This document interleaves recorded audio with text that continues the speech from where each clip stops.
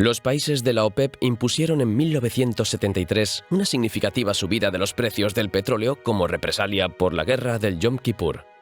Se desencadenó así una crisis económica para los países importadores de crudo, cuya industria energética dependía en gran parte de este producto. En España, la crisis puso de manifiesto las profundas vulnerabilidades del sistema fiscal y financiero, que llevaban décadas agrietando el panorama económico del país. Pero, ¿qué es lo que realmente sucedió?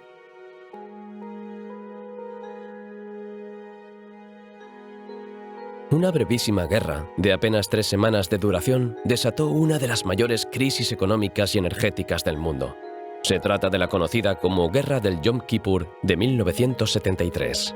El Yom Kippur es la festividad judía del perdón, una de las fechas más sagradas del año para esta religión. Y este fue el día en que Siria y Egipto, junto a una coalición de países islámicos, decidieron atacar Israel. La respuesta fue inmediata, con el apoyo militar y económico de Estados Unidos. Israel no tardó en diezmar las fuerzas árabes y acabar con el conflicto. A modo de represalia, los estados de la Organización de Países Exportadores de Petróleo, u OPEP por sus siglas, entre los que se encontraban Arabia Saudí, Irán e Irak, entre otros, impusieron una increíble subida del precio del petróleo, del que dependían todas las naciones occidentales, empezando por Estados Unidos.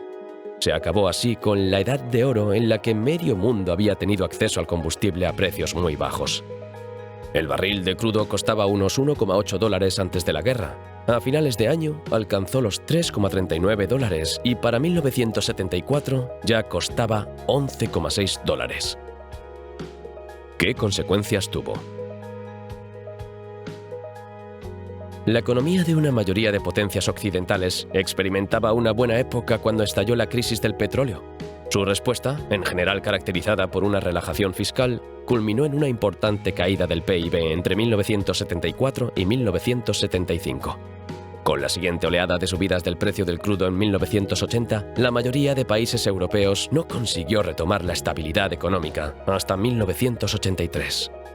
En el caso de España, donde las medidas del gobierno pasaron por asumir buena parte de los costes del crudo, la caída de la economía fue menos acusada en los primeros años. Sin embargo, se acumuló un déficit interior y exterior considerable, así como una tendencia a la inflación que marcaría el curso de los años siguientes.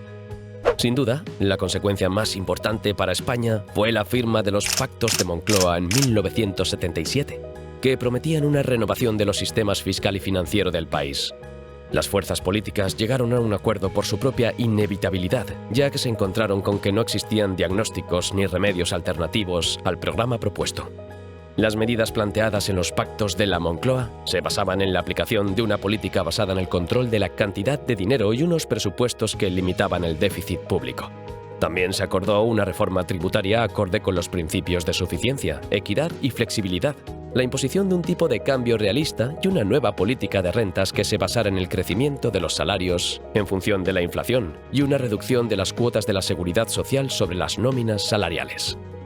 El acuerdo fue un éxito político, ya que abría las puertas a un modelo de gobierno democrático y apoyado en el consenso, un valor del que se enorgullecía el proceso de la transición. Sin embargo, no se moldeó un plan para solucionar la desindustrialización hasta los cambios moderados que introdujo la Ley de 1982 sobre medidas de reconversión industrial. ¿Qué aprendimos? En 1980, los precios del petróleo vuelven a subir, de unos $13 por barril a finales de 1979 a $26 en enero de 1980 y $37 a finales de año. Esta vez, el Estado deja que sean los consumidores quienes lleven el peso de la subida, de modo que para 1982 la economía entra en recuperación. La inflación, aunque controlada en torno al 7% anual, era mucho mayor que la media europea, por lo que resultaba imposible equilibrar la balanza de pagos exterior. Quienes habían emigrado a Europa en busca de trabajo regresaban ahora para encontrarse que el panorama laboral español estaba igual de estancado. El paro alcanzó una cuota máxima del 22% y no mejoró hasta que el crecimiento económico no alcanzó el 3%, casi a mediados de la década. Como hemos visto, la crisis del petróleo sirvió para desenmascarar muchos de los problemas económicos que el país llevaba décadas arrastrando y las políticas de Estado simplemente se dedicaban a paliar.